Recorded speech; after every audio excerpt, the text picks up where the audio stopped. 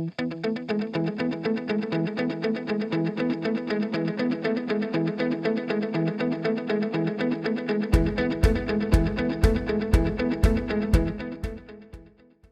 and gentlemen, please join me in welcoming to the podium Mrs. Scot Wingo. Thanks, Glenn. How's everybody doing tonight? So hopefully the title of this talk caught your attention, and that's why you're here. What does this mean from Aiken to IPO? I've been reading too much BuzzFeed, I guess, to kind of, if it was BuzzFeed, it'd be 13 reasons. They always use a prime number for some reason. I've always wondered what the science is behind that. 13 adorable cats and Scot Wingo. That would have been my BuzzFeed title. So you're probably wondering, who is this guy? Mladen gave you a little summary. So let me tell you a little bit about myself. I'm from a little town called Aiken, so that's where that comes from. This is a little tiny town in South Carolina near Augusta, Georgia. So if you golf, and I don't get a lot of golfers at my computer science talks, most golfers know where it is, or if you ride horses. Otherwise, you have no idea where this is. Has anyone ever been to Aiken or heard of Aiken? Oh, a couple, great. It's a really small town, horses and golf, and I do neither. So that's kind of, I felt a little bit out of touch there. It's a very strange town too because it's near the Savannah River site. And if we had nuclear engineers here, you would know what that is. And that's where they breed a lot of uranium. So my high school is essentially half kids of nuclear scientists, and then the other half are the local folks that have no idea. Our science fairs are really fun because one half of the room is volcanoes where you add, the vinegar. The other half is Geiger counters, fission reactors, and stuff like that. So it's kind of that summarizes my high school experience. Very strange. This is my house in Aiken. My dad was very unusual because he was an entrepreneur, and I had one of these in my house, and it is a VAX. So there used to be a company called Digital Electronic Corporation. Their CEO, Ken Olsen, famously said when Microsoft or IBM came out with a PC, he said, "This is preposterous. No one would ever want a computer in their home." When he said that, I actually had one of his computers in my home. So my dad was an entrepreneur, and he was a computer programmer, and he ran a little business out of our house. And he would work on this VAX. My friends would come over and say, "That's a really weird refrigerator you got there." This guy had...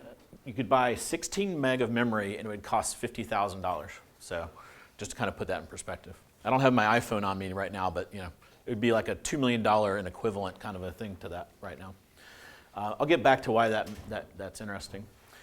So what my dad did was he did a inventory management system for carpet sellers and carpet retailers. And ultimately he sold that business and did really well with it. So I had entrepreneurship every day at the dinner table about, how are your customers doing, and oh my God, the server crashed, that kind of stuff.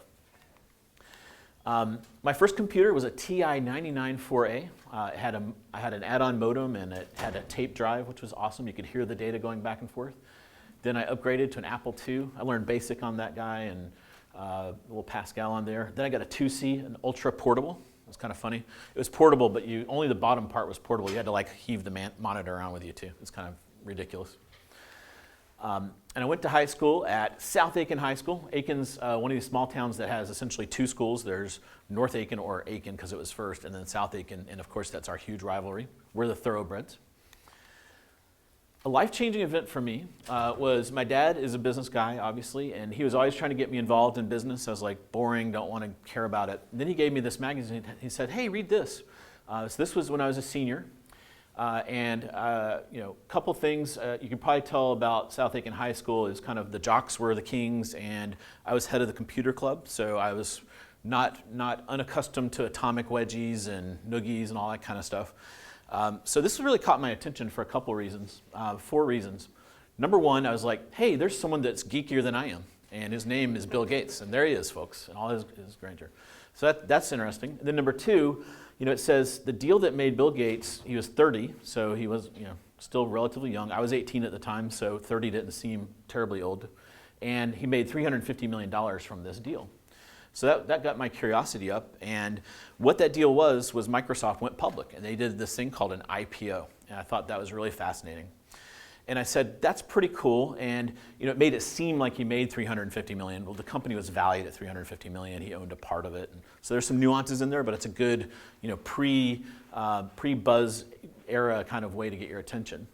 So I decided pretty early on that it would be fun to do an IPO, and it would be really fun to make $350 million.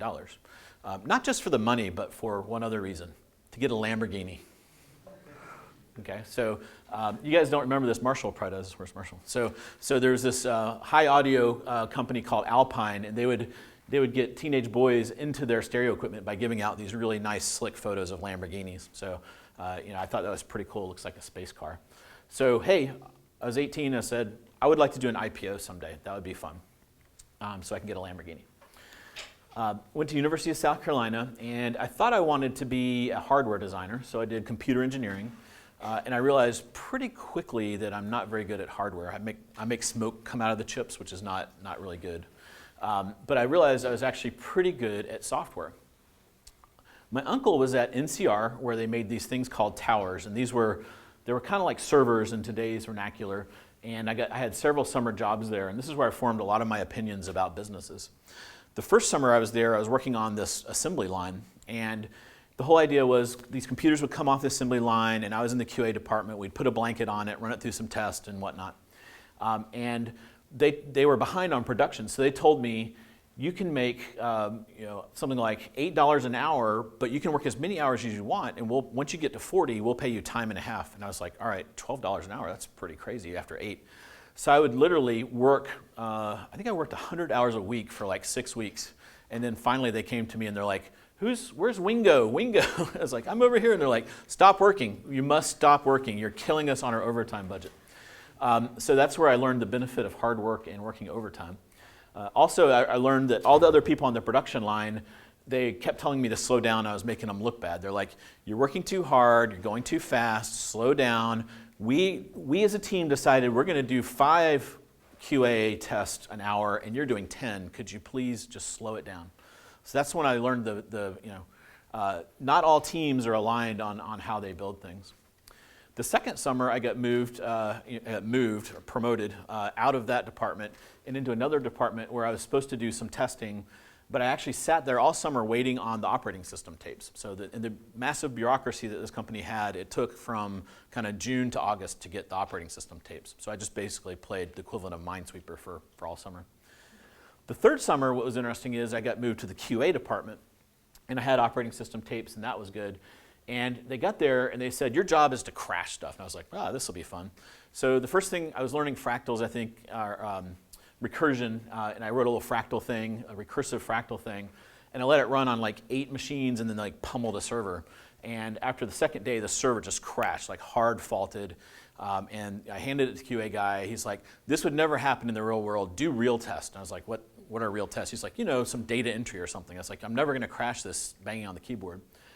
10 days later, he came back and he said, can you generate that test again? I was like, why? I thought you said it would never happen in the real world. He's like, we had one of these units in the field, and it had the exact same thing happen, and it looks just like what you did. I was like, ha-ha, gotcha.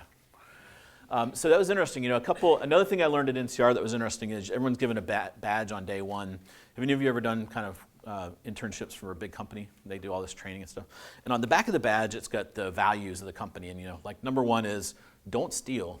Number 2 is be honest. And number 3 is treat people with respect. And I was kind of like, this is, gosh, who are they hiring where they have to kind of teach you these lessons, kind of the kindergarten lessons? So in my early kind of experience with big companies, I realized I'm not really sure that's a huge fit for me. So after that, I came here at NC State, also did computer engineering, worked with Dr. Miller, and this is before there was an entrepreneurship program and a campus-wide thing. But Dr. Miller and another guy, Dr. Vandenbelt, were very entrepreneurial, and they were very helpful in that regard. And I really loved my time here at NC State and learned a ton. And when I graduated, I had 3 job offers. I had IBM, which was kind of the gold standard at the time, Motorola, where I could go work on this new chip they were working on and do simulations, and move to Austin. This was going to be the hot new chip, and it was going to put Intel out of business. That didn't work very well. And then I had that dude that I worked with at NCR had started his own company in Connecticut called Bristol Technology. So I went to Dr. Miller and I was like, I've got a tough choice. I could go kind of with the standard thing, or I could take a bit of a risk. And he said, how big is your mortgage? I was like, I don't have a mortgage. What's a mortgage? And he's like, how about do you have a car payment? And I was driving like a 10-year-old beat up Honda that was paid off. I was like, no. He said, well, why don't you take a risk with the startup and The worst case is you'll learn a bunch, and then you can go back to IBM and Motorola, and surely they would hire you. So I went to work there, and this was a family-owned business in Connecticut. And what they did is they could take Windows programs and convert them over to Unix. They basically rewrote the Windows API in Unix/X Windows back in the day. So what I learned, family-run businesses can be tricky. I'm an only child, and there was like 2 brothers and a sister and another brother in this business, and they were having all these sibling fights and throwing staplers at each other and stuff, and I was like, whoa, this is really strange for me. I'm used to just kind of being off doing my own thing. Another thing I learned as a software guy was, got to the point where I was managing people, and I liked that. Then they would parachute me into customers, and I realized I actually liked working with the customers. In those days, you were very pigeonholed, and it's very easy in the engineer computer science to get pigeonholed. But I realized, I really like working with customers, understanding their problems and figuring out how to solve them. I also realized that I don't have a big tolerance for company culture that's kind of transparency. Hey, why are we doing this, boss? Well, just shut up and do your job. Business decisions that make no sense. These guys famously decided they were going to sue Microsoft, and they won, but the judge gave them $1 as kind of just a little token thing. So they spent like $50 million suing Microsoft and ultimately won $1. I'm from Aiken, South Carolina, and I'm not good at snow and cold weather, so I've got a lot of bad stories about that. And this place was so expensive that I lived much better as a grad student here in Raleigh than I did as a young professional there. Starter homes, fixer-uppers were like $800,000 kind of thing. So after about 3 years, I kind of said, you know what, I think that I want to move back to Raleigh, and I want to kind of start my own business and kind of solve some of these kind of problems. So I started a business called Stingray Software, and as a developer, we kind of said, what can we do? Let's build tools for other developers. It's kind of a no-brainer for me. So what we did is we did developer tools for Visual C++, that's Microsoft's compiler. And what happened is they had this class library called the Microsoft Foundation classes, or MFC. And I wrote a book. Marshall also wrote a book around, no, you did Motif, right? Did you ever do an MFC book? I did. Lance and I did an MFC. You guys did, okay, yeah, okay. We have very similar careers, Marshall and I. He did when I was doing X Windows at Bristol, he was doing X Windows and another thing, Motif. So then I did this as well, and we started literally, this is totally bootstrapped, no venture capital or anything like that. And our business plan was, let's each put $5,000 into the company and buy an ad in the Programmer Journal that comes out in 3 months, and then build the product over those 3 months so that when the ad comes out, we have something to sell. That was the business plan on a napkin. And it worked, shockingly enough. So we grew that from 0 revenues. The ad came out, and the phone started ringing off the hook. A classic moment, and this ties in with Fidelity, is the phone rang one time. I'm literally in a 1-bedroom apartment trying to sound official, and I'm like, Stingray Software, this is Scott. This lady's like, yes, this is Deborah from Fidelity Purchasing. We'd like to order 50 copies of your program. And I was like, okay, hold on, please. And I was like, oh my God, 50 copies. And they were floppies, and it was on 10 floppies. So I'm like doing the math of, all right, and it takes like 5 minutes to make a floppy. I'm like, oh my God, it's going to take us like 6 weeks to make this thing.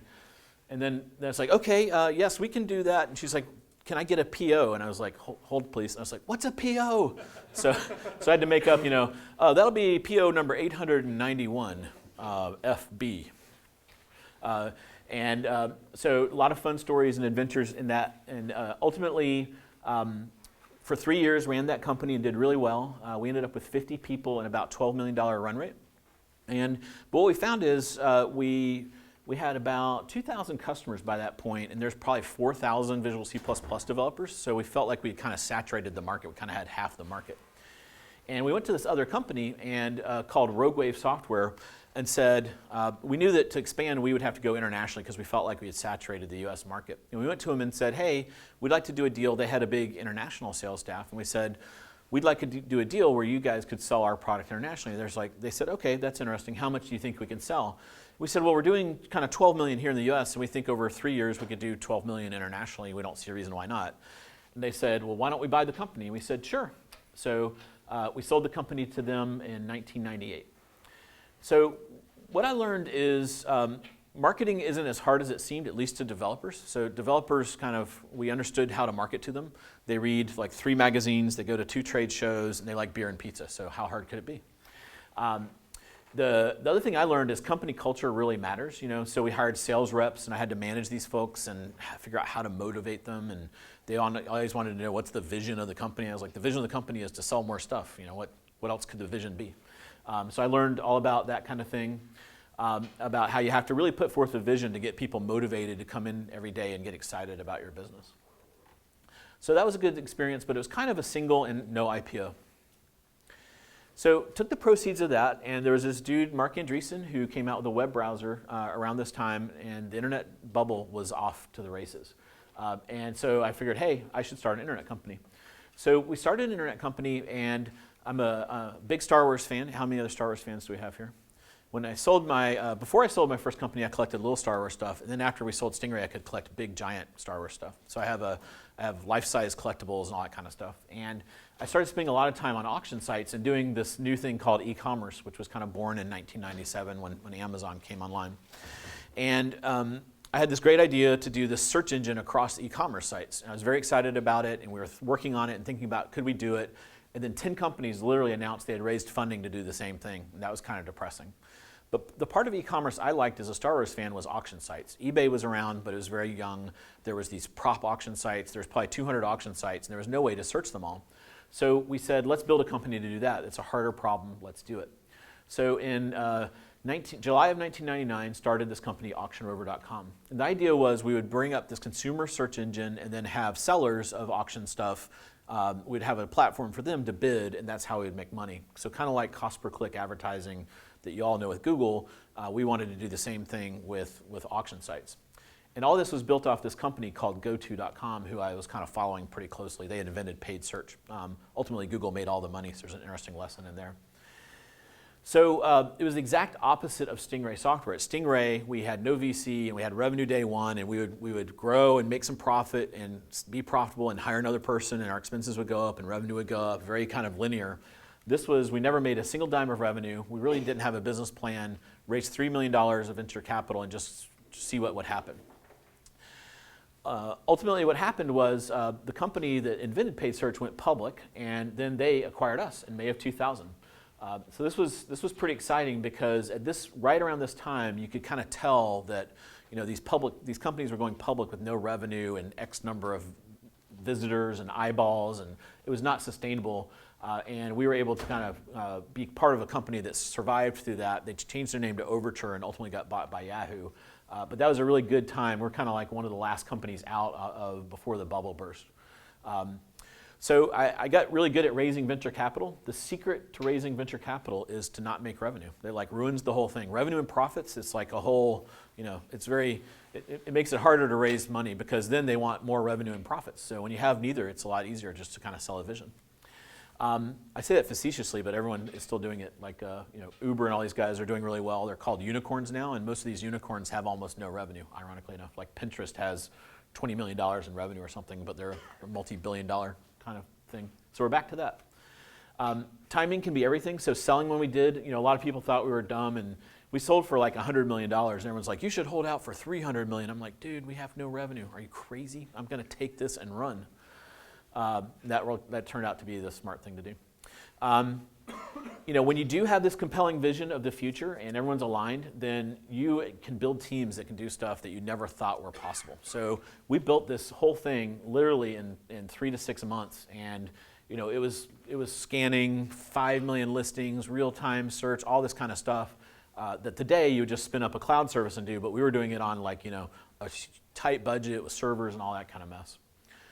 Transparency is huge. So, I didn't like it when I worked for someone that wasn't transparent. So whenever folks would come up to me and say, how are we doing? We would be very honest and say, look, we raised $3 million.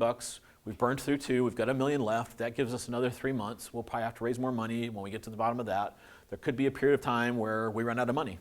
And what you find is people actually will kind of be like, okay, thanks for telling me. And that builds the loyalty of the team.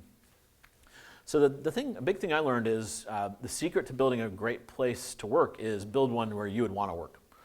And I know that sounds simple, it's kind of a golden rule thing, but so many people don't do that, it's kind of shocking. Or they don't realize that the culture has kind of gone awry on This brings me to one of my favorite movies next to Star Wars is Office Space.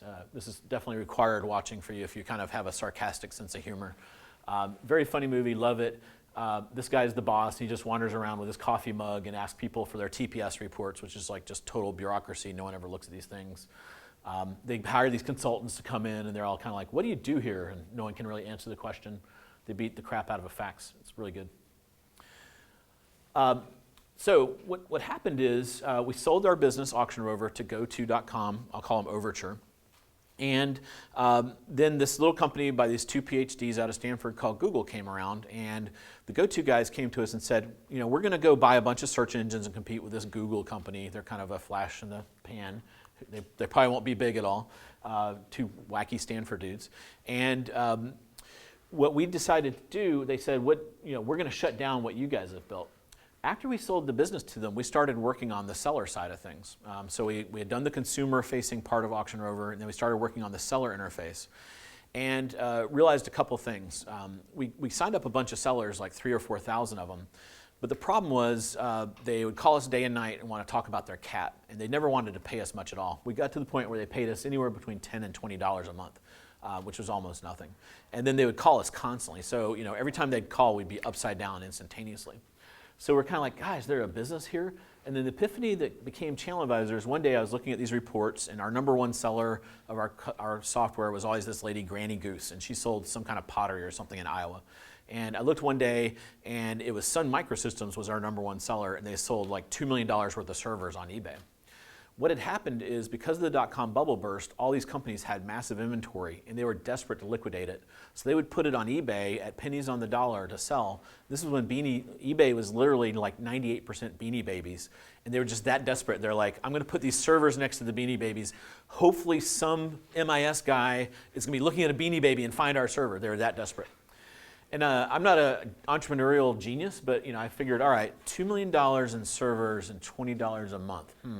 Maybe we could charge more. So, and then the next month, IBM started to do it, and then Motorola, and then Nokia. And I was kind of like, this is pretty interesting. These people are treating eBay like a sales channel, not a Beanie Baby collectible site.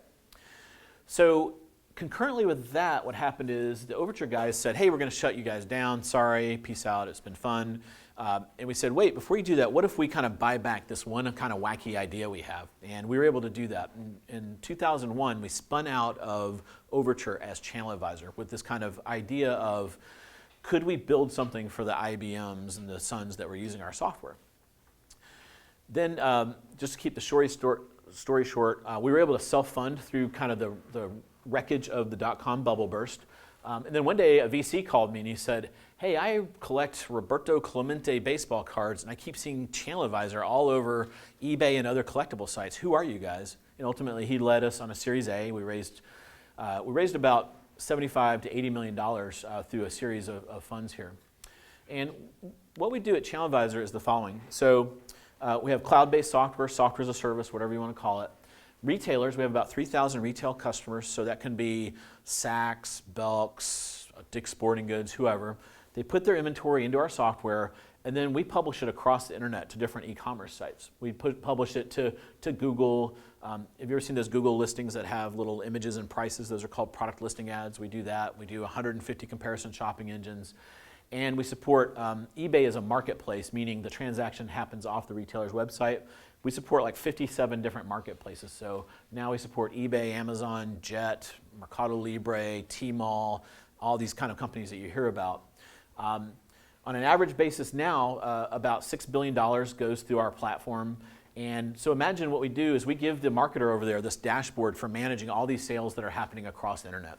So publishing their content, making sure the price is right, and then understanding what they paid for that sale so they can kind of answer questions like, if I had an incremental dollar, where should I spend it? Should I put it on eBay? Should I put it on Amazon? Should I put it on my own website and buy more Google traffic? What should I do with that?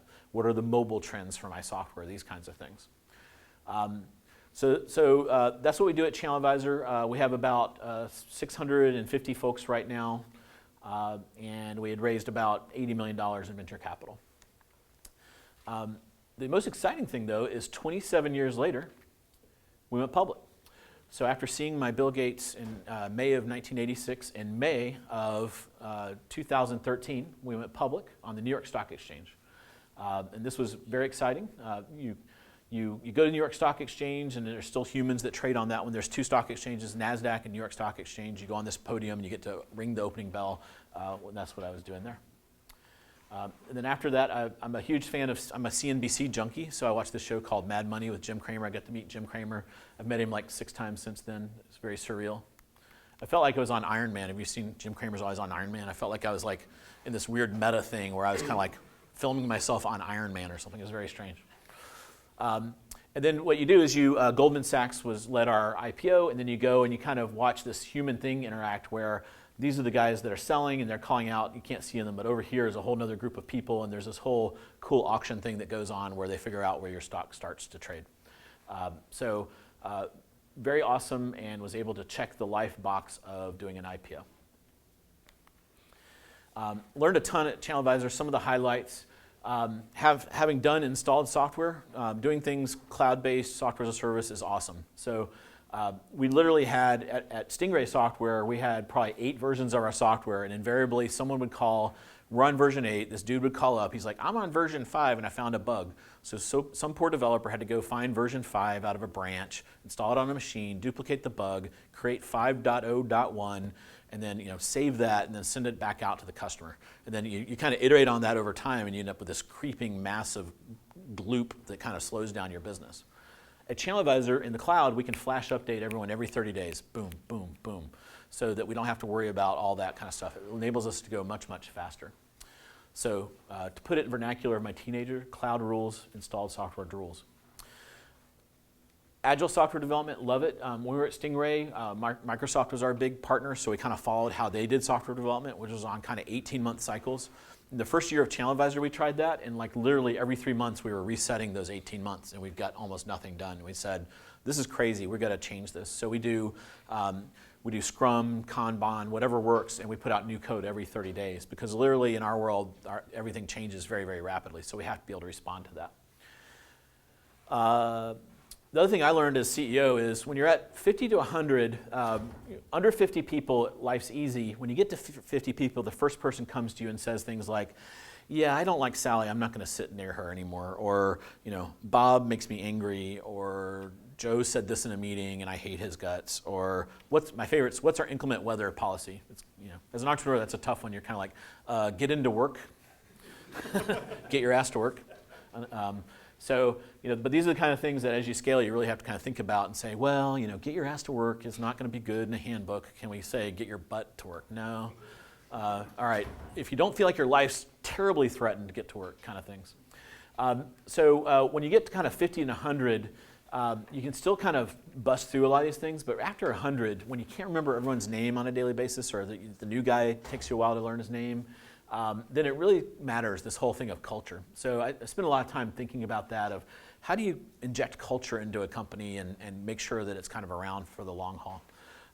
The number one thing I like is transparency. I always think about Office Space and all the silly stuff that goes on there. So eliminate bureaucracy and be transparent are the big things. We keep iterating on this to try to make sure we're still as nimble as we can.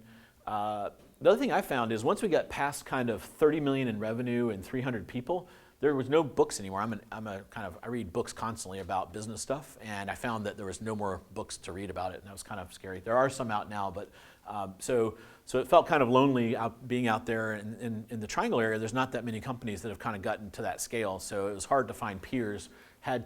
One of our VCs was from the West Coast, and I would frequently go out there and meet with folks and get their advice. That was helpful. The other thing I've kind of done, and this is kind of a hallmark of my career, is being almost so like bullheaded and stupid that you don't realize what you can't do, just to do it. I know that sounds silly, but it's true. Like in the early days, people are like, hey, eBay, like in the early days of ChannelAdvisor, eBay shut us down because there were no APIs, so we would have to scrape their site to put listings on there. And I was like, well, I'm going to call Meg Whitman. And they're like, you can't call Meg Whitman. So I just picked up the phone and called Meg Whitman. And she's like, yes. And I said, you're shutting us down. And she's like, who are you? And I explained it. And she's like, you're right. That does sound bad. We want listings and sellers, and we shouldn't shut you down. And then she fixed it. If I'd thought about it, I would have never done that. But there you go. So just kind of bulldozing your way through can help you a lot in life. One thing I'm really proud of, the IPO and all that stuff's great, but for 4 years in a row, we were best place to work, so worked really hard at that and on the culture side. So what about the Lamborghini? The sad part of the story is I did not buy a Lamborghini. Can I get an aw? Oh, thanks, yeah. But I did treat myself to a Tesla, which is even cooler. So I've actually talked to several people that have Ferraris and Lamborghinis, and they kind of say, it's kind of like if you're not really into boats and you buy a boat, they're like, do not buy a Lamborghini or a Ferrari because you're going to spend $300,000. These things have to be tuned after every 2,000 miles. It's like, I have 3 kids. Car seats don't fit in Lamborghinis, evidently. The thing I love about the Tesla, though, is it's like riding in a piece of software. It's definitely you feel like you're kind of in the future. And it's the opposite of a Lamborghini. You only have to have it serviced once every year, and that's just kind of to change the tires because I burned through tires on a pretty good clip. But there's no oil, so that's nice. So you only have to change the tires every year, so that's nice. It's also about as fast. It's not as fast as a Ferrari Lamborghini, but it's faster than a Porsche, so boom, check. So what I'm doing now is, after a year running a public company, I realized that's fun and everything, but I'm kind of looking for my next challenge. So we have a CEO now running the day-to-day, and I'm still running the board. That's given me time to be on a couple other boards and do some investing. There's a 3D company, a 3D printing company out of Columbia that I'm working with. There's a fun company in Durham that has a solar-powered bike vehicle, and then investor in a company called WebPix. Another one that's kind of seems like a departure is this company Spiffy. And the short story here is after I sold Stingray, I was looking to diversify some of my holdings, and I had a friend that wanted to kind of just run a car wash. So I said, great, well, I'll invest in the car wash with you, and you run it, and I don't ever want to wash a car, but you just kind of do that. So we had 2 car washes, one in Cary and one in Apex. And we've always done this detailing there, and what happened during the recession of 07 and 08 is detailing just disappeared. And what we found as we talked to people is after the recession, people didn't have time anymore to just kind of have their car cleaned and detailed for 2 hours. So we got a couple of vans and we started going to them, and that solved the problem. Then at ChannelAdvisor, I was spending a lot of time traveling and I had my kind of light bulb moment the first time I used Uber. You guys all use Uber now. But it was kind of like 2010 when Uber just launched and everyone in the Bay Area was talking about it. I was like, I'll try this. And like the guy whisked up and took me somewhere. I was like, this is awesome. I pressed a button on my phone and stuff happened. That's cool. So what we did is we decided let's test this for this kind of on-demand thing for car washes. So we did this late 2013, early 2014, and it's become quite popular. And in the early days, it's very much a car wash kind of problem, so my partner took care of it, but now it's become a software problem. We have 15 vans, we're in Charlotte and Raleigh, and it's kind of like the traveling salesman problem. You guys are familiar with that, kind of to the root of 15 right now, because there'll be a van somewhere, and we're expecting them to go somewhere else at 3, 5 people walk up, we want all that revenue, what do we do, how do we kind of juggle these things to work, and the app has a lot of complexity that goes along with it. The technician has an app now. There's all this kind of orchestration that goes on. So spending a fair amount of time on scaling this up. So if anyone needs a car wash, let me know. So one of the conclusions is that I come out with this is I'm this dude from Aiken that liked computers. I went to South Carolina. I don't have an Ivy League education. I went to NC State, great school, but let's face it, we're not Stanford, we're not Harvard, and all that kind of stuff. If I can do this, you guys can do it. So the other thing is I do think, I kind of envy you guys, the students in the room, because we're at this kind of golden age of computer science and entrepreneurship. I was fortunate to kind of go through this whole X Windows, desktop computing, server, client server, and then web piece, and then a little bit of kind of mobile. You guys are kind of catching mobile and then all the cool stuff that's coming. So what's happening is the adoption rate of all these technologies is really accelerating. And this is a busy chart. The green is life expectancy. So on top of it, you guys are going to live longer than me, which totally isn't fair, but there you go. But anyway, ignore that part. So if you look at things like, let's see, color TV. Color TV, this is after black and white TV. You would think that'd be an obvious upgrade cycle. It took like 15, 20 years to kind of make it to 100%. Look at like dishwashers. You think everyone that took like 60 years for nearly everyone to have a dishwasher. But then as you get to the right, look at the slope of those lines, and this is a log scale. Smartphones literally took kind of 8 years, tablets. Then you look at Uber. Uber went from nothing to there are now more Uber drivers than taxi drivers in less than 4 years. Facebook went from 0 to billions in 6 years. So because we have these platforms and that are out there, the adoption rate is really accelerating, which is great for you guys. This is what we call job security for computer science folks. This is another view of that. The other thing that's really interesting, and this blew my mind, I went to this e-commerce conference and Ray Kurzweil spoke and he talked about the singularity. Have you guys all heard about this? His whole thesis is that if you follow Moore's law, eventually, I'll show you this chart. Here's kind of where we are. And then by 2015, compute power on Moore's law will have the brain of a rat, and then human brain happens at 2025. And then 2045, the technology should be there that you can upload your brain to the cloud, kind of a thing, which is kind of strange and whatnot. But what's amazing about this is what's driving this pace of change. And another thing that they talk about that's kind of interesting is when you're in the middle of exponential growth, it doesn't really feel like it. It's hard to kind of tell. It's still kind of like watching the grass grow. But then when you step back and say, look, Uber, wow, I don't rent cars anymore, and I used to rent cars all the time, and that happened in about a year's time frame. So these are some really interesting trends that you guys can tune into, and I think you're going to be at this golden age for the next 30 years of your careers where you can ride these waves, and there's a lot of really cool stuff that this impacts. It impacts everything. It impacts biotech, medicine, energy, everything. And you see a lot of stuff we do here at NC State is on the cutting edge of this, which is awesome. I'm still a huge fan of Mark Andreessen, and he's a venture capitalist now, and he's out there talking about software will eat the world. This really illuminated for me.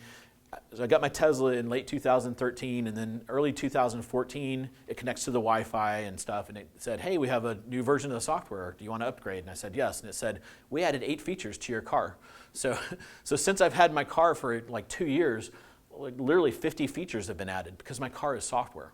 And so imagine when everything becomes software, even your leg or whatever it is, the healthcare system, it's going to get on to Moore's law, and then it's going to be an amazing time.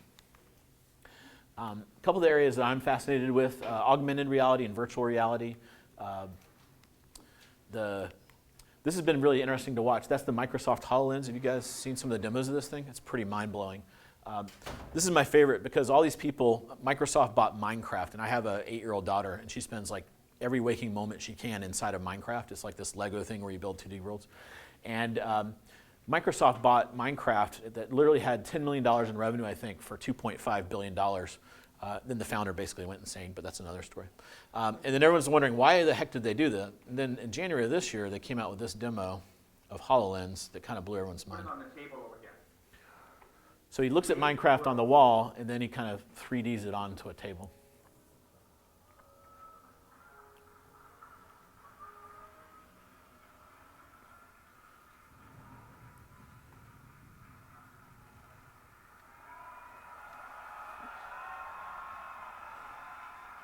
I see Lydia way up there. As I run around the place, Dax can easily navigate and manipulate the world using his voice and his hands. He can walk around the hologram, turn around for different viewpoints, and even look inside. Let's follow Lydia. So, that's just kind of the tip of the iceberg. And you guys are going to be able to write, think of how many different companies that's going to spawn. It's going to be amazing to see what that's like. There are already companies working on touring content for Oculus Rift and games and movies and all kinds of stuff. The other thing that's happening is the cost to create these things is coming way down. This is a Google project where they take 16 GoPros and they put it on this, and they have software to synchronize the GoPros and then stitch together the 360-degree scenes. Before this, a 360-degree camera would be $100,000, maybe a cheap one $30,000. This brings it down to $8,000. So, once you're on Moore's law, these things will be into the hundreds of dollars in the next couple of years. That's what it looks like. Another area I love is drones. This is near and dear to our heart at ChannelAdvisor because on the day before Cyber Monday in 2013, Amazon unveiled the drone. And what's funny is when I talk to these old school retailers, they think it's a hoax. They're like, this will never work. And I've talked to executives at FedEx and UPS that think it's just a PR stunt. When I talk to people at Amazon, they're like, oh, we're on version 10 and we've gotten 2 kilograms and we see a path to 4 kilograms. This thing's on Moore's law. The biggest problem they all have is battery technology. Because these quads, this is not more than a quad, let me see. Yeah, because these guys go up and down, it uses a ton of power times the number of blades. So that's the biggest thing they find is just the other technologies there, the mapping, all the other stuff going around the bad areas. They have parachutes in them. Everyone always says, what if it falls on your head? That's not going to happen. So this is another area that I think is really interesting. This is kind of version 1, and I think that's version 6. I like the internet has a lot of fun with drones. So here's delivering beer to you. Dude. Babies. What if a dog catches my Amazon delivery? What if you weaponize this Amazon strike? Here's your package. And then even better, what happens to Rudolph in the drone world? Google's is pretty interesting. It's called Project Wing, and it's a bit like a Osprey or a Harrier in that it has kind of the best of both worlds to preserve battery power. It has a fixed wing for going horizontally and then 4 props for going up and down, so it uses less battery. The other area I think that's really interesting is 3D printing, and you guys are all familiar with 3D printing, but you probably haven't seen this. These are some guys that are huge Terminator 2 fans, and they kind of said, hey, why can't we just grow stuff out of liquid? And this is 100 times faster than normal 3D printing. You essentially grow using some chemistry. They shine light through here that causes this material to harden. So I think this is pretty cool. It's called Carbon 3D. This is another company that just has got a valuation north of $1 billion. This one does plastic, but they think they can do metal and wood, all kinds of cool stuff with these kind of liquefied materials. So there it is, growing a cool thingy, something hedron. So I'm excited for you guys, a little envious. You're at the kind of, I think being in entrepreneurship is a no-brainer. You guys are at the beginning of all these exciting new technologies. The 3 that I like the most are 3D printing, drone, and augmented reality, virtual reality. Keeping an eye on that. And hopefully you guys all start awesome businesses in those areas. With that, I'll open it up to questions. If you could raise your hand for a mic for the recording, that would be good. Any questions? Quiet crowd. Marshall has a question. All right, when you did Auction Rover, Lance and I were in New York, and you were at the Jarvis Center, I think is where, and you had guerrilla marketed 10 million stickers, if I remember correctly. Like, Jarvis Center was ground zero, and then you had done stickers, like bumper stickers, out in a radius of about a mile, maybe? Yep. What was the thought, and did it work?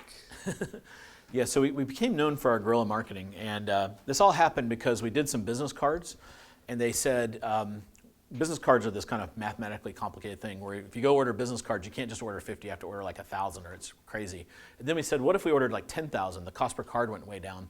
And they said you could do that, and what you do is you just do the shell of the card, and then you do everyone's name on it, you can come back later. So we did like 10,000 of these things, but then they did the wrong color, and it was like this ugly orange.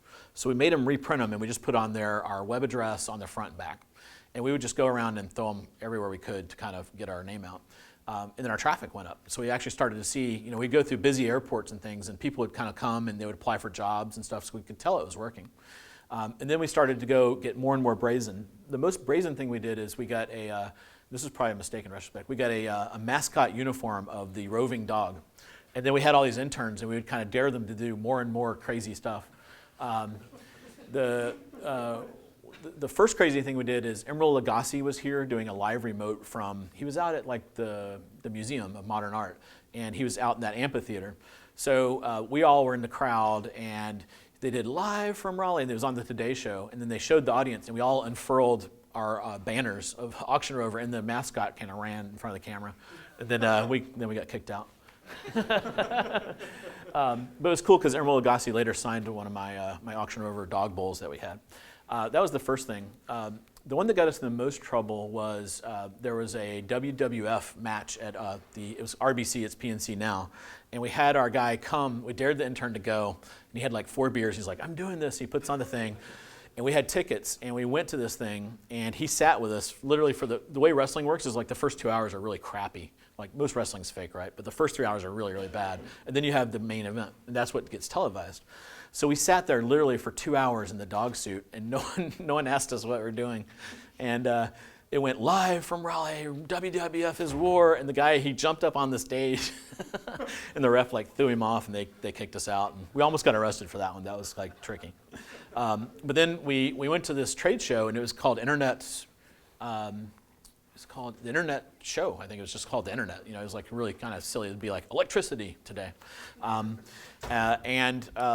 So we put our cards out everywhere, like you said, and then I walk in. I was meeting with a venture capitalist, and I walk in, and I hear this, Rover, Rover, and I'm like, what is going on? The guy had put on the mascot, and he was climbing one of those rock climbing walls. It's like 300 feet in the sky. He was in the mascot uniform climbing. He got up there, and he kind of got stuck. He couldn't really get down, so they had to send up 2 climbers to get him down. So all of our guerrilla marketing got a fair amount of press and attention, so it was a lot of fun. It's the best stories to tell of nearly getting arrested. So, yes. We got a lot of fines. We violated every sign ordinance known to man and got all these fines for that too. It was inexpensive marketing. Since you did both VC funded and bootstrap funded companies, which did you ultimately prefer? It's really kind of a question of what you're building. So at Stingray, we were able to kind of, the way we built it, we were able to do it pretty profitably and not feel like we were losing out. You guys, again, are very fortunate. When we built ChannelAdvisor, I could probably build ChannelAdvisor and raise $10 million now. So a lot of that money went to servers and server farms and hosting and all this kind of stuff. Today, I definitely spin up a cloud service and that kind of thing. A lot of startups are raising a lot less cash because of that. So I would definitely say, if it's your first business or something like that, you can, the best money you will ever get is from customers that pay for your software. And if you can get something people will pay for, you can bootstrap your way through.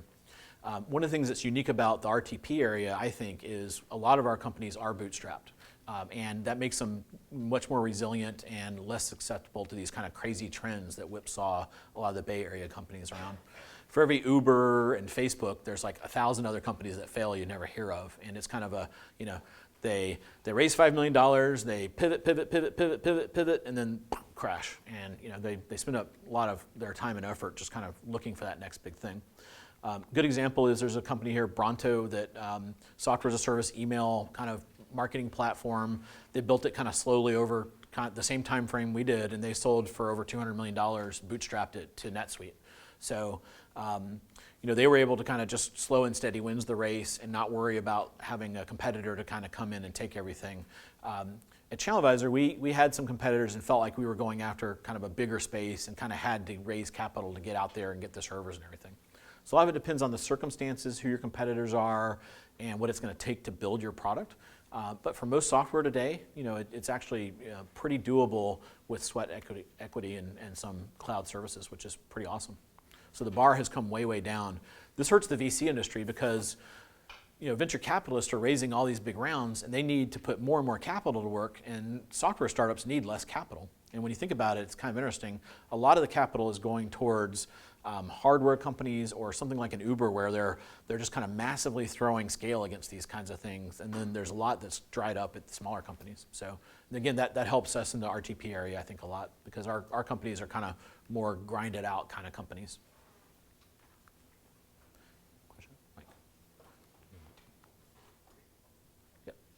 Question. So what about cautionary tales? What would you have done differently if you could go back and redo it all again? Yeah, it's easy to kind of, another trap I find a lot of entrepreneurs get into is I'm a product software guy, so it would be nice to go change a lot of software stuff. We went down some wrong ends and things.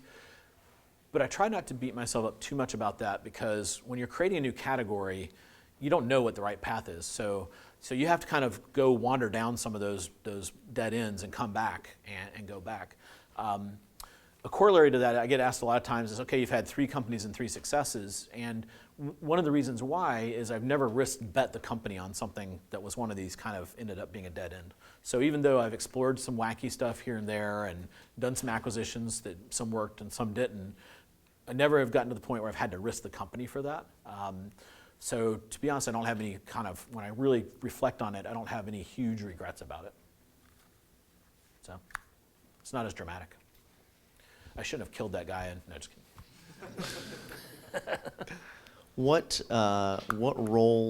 What primary roles exist for non-technologists in these startups, and at what point do they become most important?